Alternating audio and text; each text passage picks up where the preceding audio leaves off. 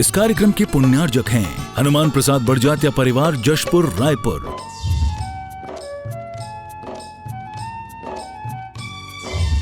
राजकुमार सुधा जैन, विनोद संजना जैन, दिलीप सीमा जैन, रासु शीतल, राहुल अदिति, पुष्पा विमल पांड्या इंदौर, स्नेहलता विकास काला जयपुर, ममता सुरेश सेठी कोलकाता, सानू अमित जैन सूरत, पूर्वा हर्ष जैन कोलकाता, सलोनी हर्षवर्धन जैन आगरा, वेदिका यश पाठनी नागपुर, रचित मौलिक जीनांश वांशिक धैर्य वंदित जैन।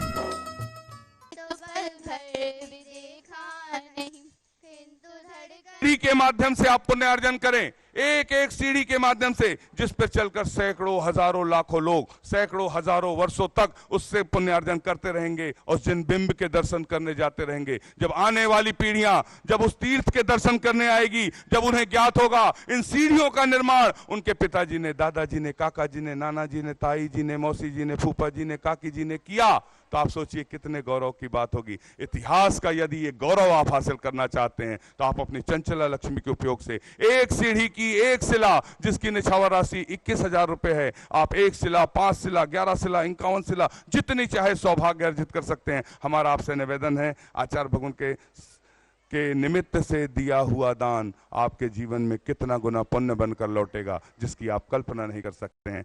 मैं सबसे पहले आज आमंत्रित कर रहा हूं संदीप जी जैन, अजय जी जैन, नोएडा। आपने सौधर्मिंद बनकर प्रथम अभिषेक करने का सौभाग्य प्राप्त किया और आचार्य श्री विद्यासागर जी महाराज के कलश का सौभाग्य लिया। तालियां बजाकर अनुमोदना। आप आए सपरिवार आचार्य भगवान के सत्संग श्री चरणों में नमन करते हुए आज का प्रथम शास्त्र भेंट करने का सौभाग्य प्राप्त करें। साथ में अजय जी जैन, दिल्ली, आप सपरिवार शीघ्रता से आ जाएं। अनुमोदना अनुमोदना अनुमोदना बारंबार है वंदना है। जैन परिवार मुंबई, आपने भी कल चंदगिरी चातुर्मास कलश हेतु 2,01,000 रुपए की स्वीकृति दी। आप भी आए, सास भेंट करने का सौभाग्य प्राप्त करें।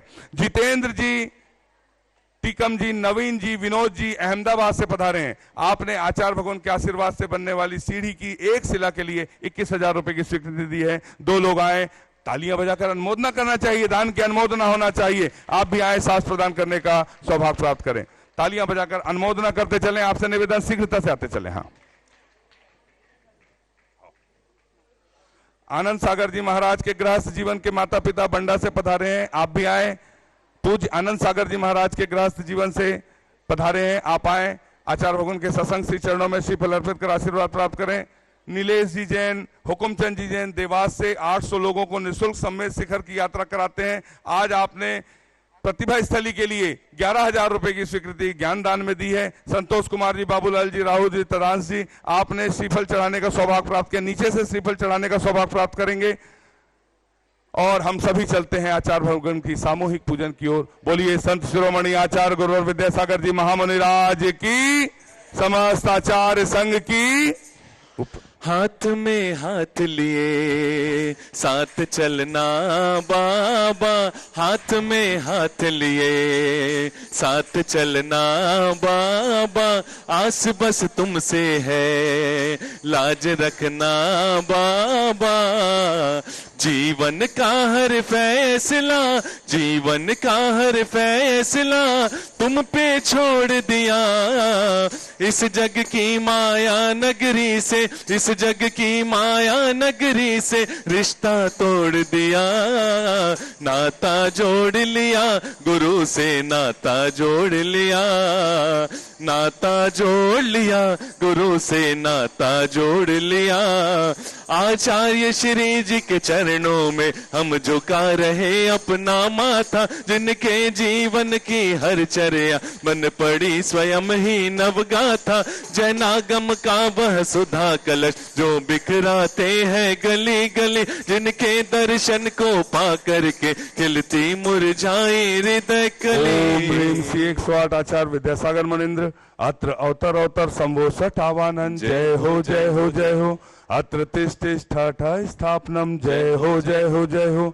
अत्र मम सन्नितो भव भव सट सन्निधिकरणम परिपुष्पांजलम छिपामी। सांसारिक विषयों में पढ़ के मैंने अपने को भरमाया, इस राग द्वेष की वैतरणी से अब तक पार नहीं पाया। तब विद्या सिंधु के जलकण से भव कालुष धोने आया हूँ, आना जाना मिट जाए मेरा यह बंध काटने आया हूँ। ओम ह्रीम श्री 108 आचार्य विद्यासागर मुनिंद्राय जन्म जरा मृत्यु विनाशनाय जलम निर्पामिति। क्रोध अनल में जल जल कर अपना सर्वस्व लुटाया है, निज शांत स्वरूप न जान सका जीवन भर इसे भुलाया है। चंदन सम शीतलता पाने अब शरण आपकी आया हूँ, संसार ताप मिट जाए मेरा चंदन बंदन को लाया हूँ। ओम ह्रीम श्री 108 आचार्य विद्यासागर मुनिंद्राय संसार ताप विनाशनाय चंदनम निर्पामिति। जड़ को ना मैंने जड़ समझा, नहीं अक्षय निधि को पहचाना। अपने तो केवल सपने थे ब्रह्म और जगत का भटकाना। चरणों में अर्पित अक्षत है, अक्षय पद मुझको मिल जावे। तब ज्ञान अरुण की किरणों से यह हृदय कमल भी खिल जावे। ओम ह्रीम श्री 108 आचार्य विद्यासागर मुनिंद्राय अक्षय प्राप्ताय अक्षतान निर्पामिति। इन विषय भोग की मदिरा पी मैं बना सदा से मतमाला। तृष्णा को तृप्त करे जितनी उतनी बढ़ती इच्छा ज्वाला। मैं काम भाव विध्वंस हेत मन सुमन चढ़ाने आया हूँ, यह मदन विजेता बन न सके यह भाव हृदय में लाया हूँ। ओम ह्रीम श्री 108 आचार्य विद्यासागर मुनिंद्राय काम बाण विध्वंसनाय पुष्पम निर्पामिति। रोम रोम से निकले गुरुजी नाम तुम्हारा, ओ नाम तुम्हारा। रोम रोम से निकले गुरुजी नाम तुम्हारा, ओ नाम तुम्हारा। ऐसा दो वरदान के फिरना, ऐसा दो वरदान के फिरना पाओ जन्म दोबारा। रोम रोम से निकले गुरुवर नाम तुम्हारा, ओ नाम तुम्हारा। इस शुदा रोग की व्यथा कथा भव भव में कहता आया हूँ। अति भक्ष अभक्ष बके फिर भी मन तृप्त नहीं कर पाया हूँ। नए वैद समर्पित करके मैं तृष्णा की भूख मिटाऊंगा। अब और अधिक ना भटक सकूं यह अंतर बोध जगाऊंगा। आचार्य विद्यासागर मुनिंद्राय क्षुधा रोग विनाशनाय नैवेद्यम निर्पामिति। मोहांधकार से व्याकुल हो निज को नहीं मैंने पहचाना। मैं राग देश में लिप्त रहा, इस हाथ रहा बस पछताना। यह दीप समर्पित है गुरुवर मेरा तम दूर भगा देना। तुम ज्ञान दीप की बाती से मम अंतर दीप जला देना। आचार्य विद्यासागर मुनिंद्राय महामोहांधकार विनाशनाय दीपम निर्पामिति। इन अशुभ कर्म ने घेरा है, मैंने अब तक यह माना था। बस पाप कर्म तज पुण्य कर्म को चाह रहा अपनाना था। शुभ अशुभ कर्म सब रिपुदल है, मैं इन्हें जलाने आया हूँ। इसलिए आपके चरणों में यह धूप चढ़ाने आया हूँ। 108 आचार्य विद्यासागर मुनिंद्राय अष्टकम दहनाय धूपम निर्पामिति। जन्म जन्म तक ना भूलेंगे, जन्म जन्म तक ना भूलेंगे ये एहसान तुम्हारा। रोम रोम में निकले गुरुवर नाम तुम्हारा, ओ नाम तुम्हारा। भोगों को इतना भोगा कि खुद को ही भोग बना डाला। साध्य और साधक का अंतर मैंने आज मिटा डाला। मैं चिदानंद में लीन रहूं, पूजा का यह फल पाने जाना है, पाना था जिसके द्वारा वह मिल बैठा मुझे ठिकाना है। 108 आचार्य विद्यासागर मुनिंद्राय महामोक्ष प्राप्ताय फलम निर्पामिति। जग के वैभव को पाकर मैं निश दिन कैसा अलमस्त रहा, चारों गतियों की ठोकर को खाने में ही अभ्यस्त रहा। मैं हूँ स्वतंत्र ज्ञाता दृष्टा, मेरा पर से क्या नाता है, कैसे अनर्ग पद पा जाऊं यह अरुण भावना भाता है। ओम ह्रीम श्री 108 आचार्य विद्यासागर मुनिंद्राय अनर्प प्राप्ताय अर्घम निर्पामिति। भावों की निर्मल सरिता में अवगाहन करने आया हूँ, सबका सारा दुख दर्द हरो यह अर्घ भेटने आया हूँ। हे तपोमूर्ति हे आराधक, हे योगीश्वर हे महासंत, है अरुण कामना देख सके युग युग तक आचार्य विद्यासागर मुनिंद्राय जय माला पूर्णार्घम निर्पामिति स्वाहा। नमोस्तु भगवन, नमोस्तु भगवन, नमोस्तु। नमो हरिहंताणं नमो सिद्धाणं नमो आयर्याणं नमो वज्रायाणं नमो लोये सभ्यसाम्। बोलो 24 शंकर भगवंतों की, गुरु नाम गुरु आचार्य ज्ञान सागर जी महाराज की, मूक माटी रचयिता आचार्य परमेष्ठी गुरुदेव की, पूज्य न्यायापक मुनि श्री समय सागर जी, योग सागर जी, नियम सागर जी, सुधा सागर जी व समता सागर जी महाराज की, मुनि श्री चंद्रप्रभु सागर जी व निरामय सागर जी महाराज की।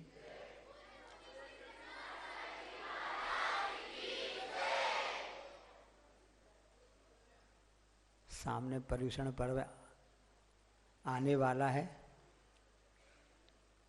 और उसमें तत्वार सूत्र का विशेष पाठ होता है, स्वाध्याय होता है, जो आज से 2000 वर्ष पहले उमा स्वामी महाराज जी ने इस ग्रंथ की रचना की। 5 महाव्रत होते हैं, 5 अणुव्रत होते हैं, और सभी व्रतों को सुरक्षित रखने के लिए आचार्य महाराज जी ने 5 भावनाएं बतलाई हैं। जिस प्रकार से जो चश्मा उपयोग करते हैं, चश्मा खरीद तो लेते हैं, क्या बार बार खरीदते हैं? एक बार खरीद लिया, टूट जाए, गुम जाए तो फिर दूसरा खरीद लेते हैं। लेकिन उस चश्मे को मेंटेनेंस, उसकी सफाई करते रहते हैं, बार बार कपड़े से उसको पोंछते रहते हैं, ताकि जो हमने चश्मा उपयोग कर रहे हैं, जो हमने खरीदा है, उसका उपयोग सही ढंग से हो सके। उसी प्रकार से आचार्य महाराज जी कहते हैं कि जो आपने व्रतों को ग्रहण किया है, किसी भी रूप में हो, अणुव्रत के रूप में या महाव्रत के रूप में, तो उन व्रतों को बार बार जिस कपड़े से पोंछा जाता है वो कपड़ा कहलाता है भावनाएं। और ऐसी 5 भावनाएं प्रत्येक व्रत की आचार्य महाराज जी ने उसमें उमा स्वामी महाराज जी ने तत्वासूत्र में दी हैं। सत्य सभी जानते हैं, सत्यमेव जयते भारत का मुख्य नारा है, एक अहिंसा और एक सत्य। और इसको मुख्य रखने के लिए वर्तमान में गांधी जी का नाम आगे आता है कि गांधी जी ने सत्य और अहिंसा के बल पर सभी लोगों के प्रयास से इस गुलाम भारत को आज़ाद कराया। और गांधी जी पक्ष में थे कि हमारे देश की अपनी स्वयं की मातृभाषा हो। बहुत सी पुस्तकें उनकी लिखी हुई हैं और उन्होंने पूरा प्रयास भी किया। यहाँ तक कि संविधान में इस बात का उल्लेख है कि 15 साल आज़ादी के 15 वर्ष बाद भी ऐसा कुछ निर्णय हो जावे कि अपने देश की स्वयं की अपनी मातृभाषा हो। और मातृभाषा में, क्योंकि भारत में कितने देश हैं, 28-30 कितने भी देश हैं, उसमें अधिकतर राज्यों में हिंदी बोली जाती है। तो राज्य भाषा का दर्जा हिंदी को प्राप्त तो है, लेकिन राष्ट्रभाषा हिंदी हो, इसके लिए प्रयास विगत 70 वर्षों से चल रहे हैं। आज हिंदी दिवस है।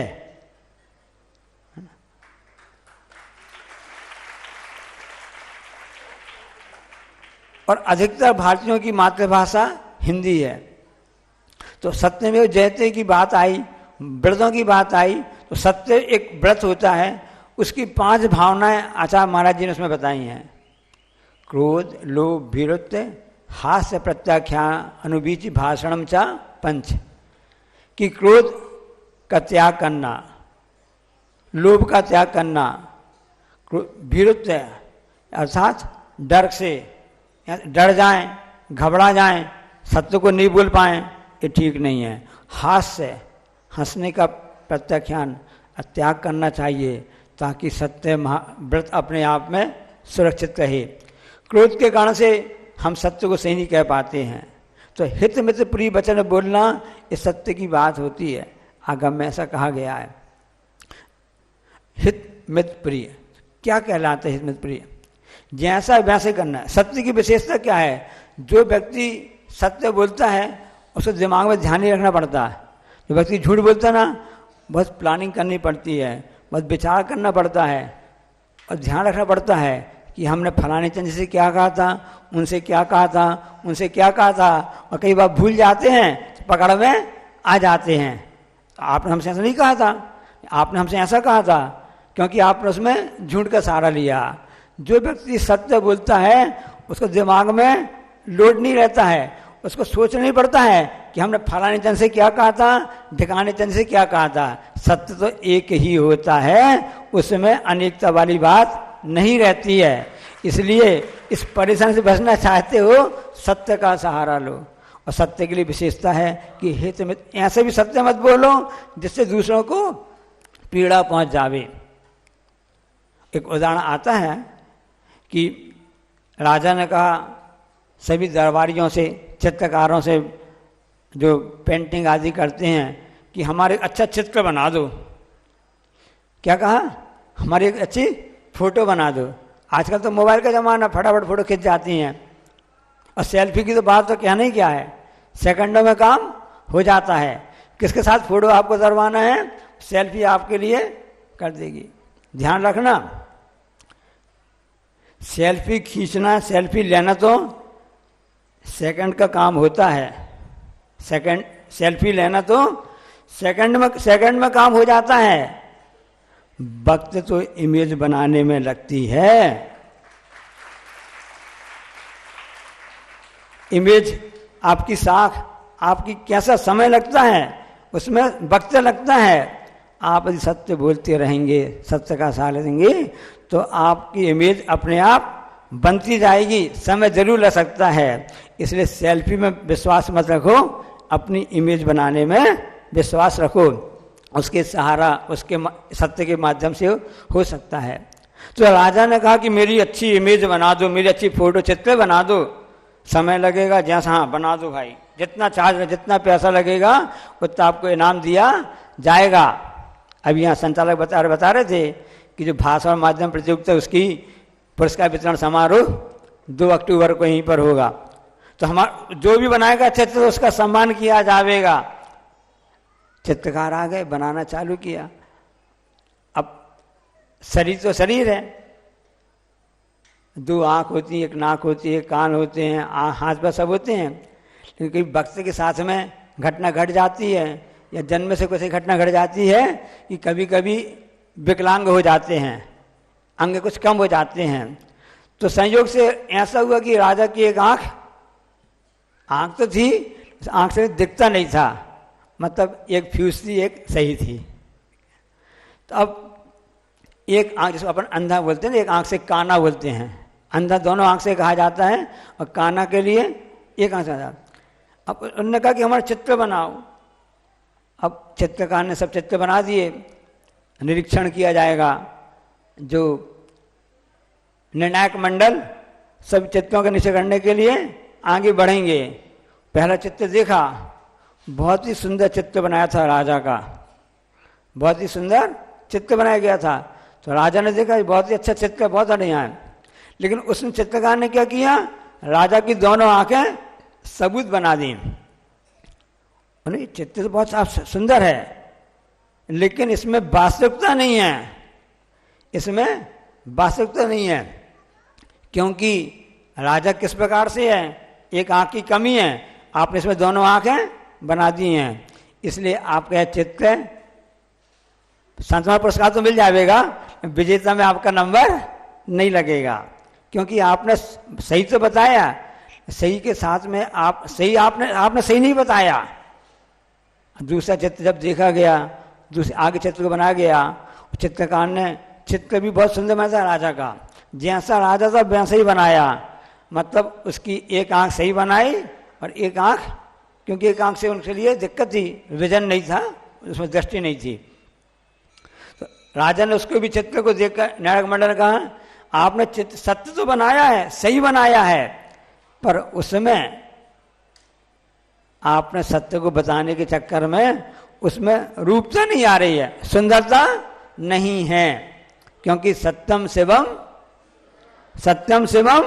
सुंदरम, जो शिव होता है कल्याणकारी होता है, जो मोक्ष देने वाला होता है, वह सत्य भी होता है और सुंदर भी होता है।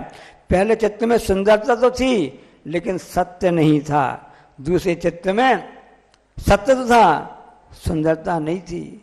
आगे और बड़े निर्णायक मंडल एक चित्र बना था, चित्र को देखा तो चित्रकार ने अपने दिमाग से काम किया, विवेक से काम किया।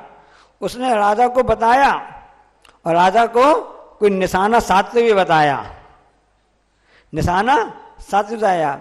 जब भी कोई निशाना साधा जाता है, कभी दो आंखों से साधा नहीं जाता है, एक आंख को बंद किया जाता है और एक आंख से निशाना साधा जाता है।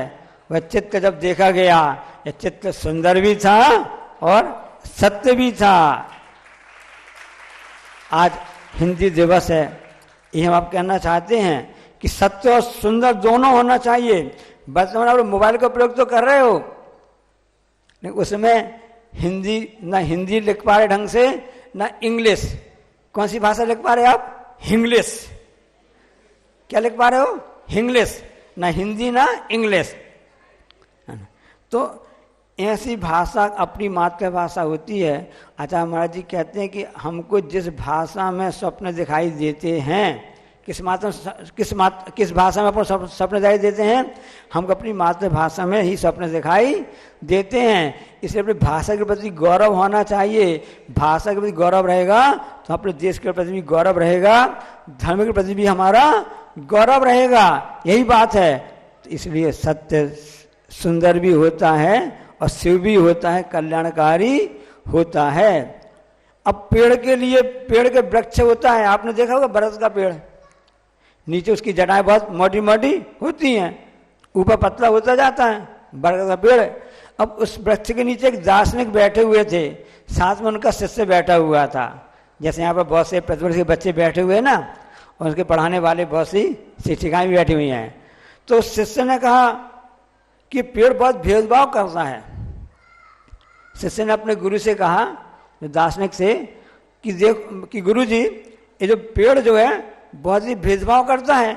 कैसा भेदभाव करता है कि इस पेड़ ने नीचे की जो तने मोटी मोटी हैं उनको ज़्यादा पानी सप्लाई कर दिया, और जो ऊपर की टहनियाँ हैं उनको वो दुबली पतली दिख रही हैं। नीचे का तना तो जो है वो मोटा मोटा दिख रहा है, ऊपर की पतली पतली दिख रही हैं। ये पेड़ की जड़ें भेदभाव करती हैं, इन्होंने नीचे को ज़्यादा पानी देती हैं, इसलिए मोटे हो गए हैं, और ऊपर जो टहनियाँ उनको कम पानी सप्लाई करती हैं, कम पानी देती हैं, इसलिए वो दुबली पतली हैं। ये तो ठीक नहीं कर रहे हैं। पेड़ को एक साथ करना चाहिए, पेड़ एक सा होना चाहिए, समतल संस्थान होना चाहिए, एक से अंग जैसे एक सा होना चाहिए, ऐसा उन्होंने कहा। तो उन्होंने कहा, बहुत अच्छा कहा, कि पेड़ पक्षपाती नहीं है, तुम्हारा आरोप ठीक नहीं है। तुमने जो आरोप लगाया है बच्चे बालक कि पेड़ पक्षपाती है, नीचे को ज़्यादा पानी देता है, ऊपर को कम देता है। उन्होंने कहा ऐसा नहीं है, पेड़ तो अपना पानी सप्लाई सही ढंग से, पानी की जो पूर्ति है समान ढंग से करती रहती है। नीचे वालों ने ज़्यादा पानी ले लिया, लेकिन वो ज़्यादा पानी लेकर के भी वो नीचे ही रह पाए। ऊपर टहन इसलिए बढ़ गई, उनको जितना मिला उतने में संतुष्ट थी, उतने में वो सेटिस्फाई थी, इसलिए उनकी ऊंचाइयां बढ़ती गई। इसलिए हम यही कहना चाहते हैं कि यदि आपको जैसा संतोष जो धर्म होता है कि संतुष्ट रहेंगे हम अपने ऊपर बढ़ते जाएंगे। उस शिष्य को समझ में आ गया कि हमको जैसा मिला जितना मिला उसमें संतोष रहना करना चाहिए। और जो और की जो होती है ना, लेकिन किस क्षेत्र में, परिग्रह में, भाव विलास में और भी संसार के विषय भोग में, इसमें संतुष्ट रहना चाहिए जितना मिला है। लेकिन विद्या के क्षेत्र में कभी संतोष नहीं रहना चाहिए।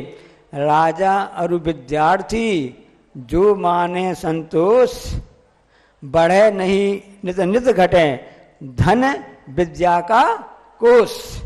तो इस क्षेत्र में तो राजा को कभी संतोष नहीं करना चाहिए, उसको हमेशा प्रयास रखना चाहिए कि हम किस ढंग से राज्य में और धन संपत्ति आ सके, राज्य की प्रजा कैसे संतुष्ट हो सके, सुख शांति मिल सके, इसका प्रयास करना चाहिए।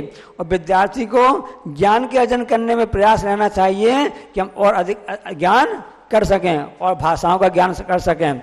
अंग्रेजी भाषा का भ्रम, अंग्रेजी माध्यम का भ्रमजाल लोग समझते हैं कि हम अंग्रेजी का विरोध कर रहे हैं। अंग्रेजी माध्यम मतलब इंग्लिश मीडियम का, कि हमको अपनी मातृभाषा का माध्यम रखना है। भाषा सीखने कोई बुराई नहीं है, आप एक भाषा, दो भाषा, तीन भाषा, चार, कितनी भी भाषा सीखिए, बहुभाषी आप बनिए, कोई उसमें रोक टोक की बात नहीं है। लेकिन जहाँ तक माध्यम की बात है उसके कारण हमारा विश्वास बढ़ता है। इसलिए सत्य और भ्रम में कितना अंतर होता है। भ्रमजाल चल रहा ना, प्रश्न पूछा गया कि सत्य और भ्रम में क्या अंतर है, सत्य और भ्रम में क्या अंतर है। तो उन्होंने यही बताया, जो शिक्षक पढ़ा रहे हैं और बच्चे पढ़ रहे हैं। शिक्षक पढ़ा रहे हैं कि शिक्षक, हम प्रवचन दे रहे हैं, जैसे मान लो महाराज जी प्रवचन दे रहे हैं और श्रोता लोग सुन रहे हैं। अब भ्रम और अंतर में क्या, भ्रम और सत्य में क्या अंतर है। ये तो सत्य है कि विद्यार्थी और श्रावक गण महाराज जी का प्रवचन सुन रहे हैं या शिक्षक की बातें सुन रहे हैं, ये तो सत्य है। और शिक्षक सोच रहा है कि इन सबको समझ में आ रहा है, जो लोग ध्यान से प्रवचन सुन रहे हैं और जो शिक्षक पाठ पढ़ा रहे हैं वो इसको अच्छे से अंगीकार कर रहे हैं, ये तो शिक्षक का भ्रम है। ये अंतर है भ्रम और सत्य में। इसलिए भ्रम से बचने के लिए हमको अपनी मातृभाषा का उपयोग करना है, सत्य को समझना है, यही हम सबको जानना है। बोलिए अहिंसा परमो धर्म की, जा वाणी के ज्ञान तय सूझें लोकालोक, सो वाणी मस्तक धरूं सद। हे जिन वाणी भारती तो जपो जिन, जो तेरू शरणा गए सो पावे।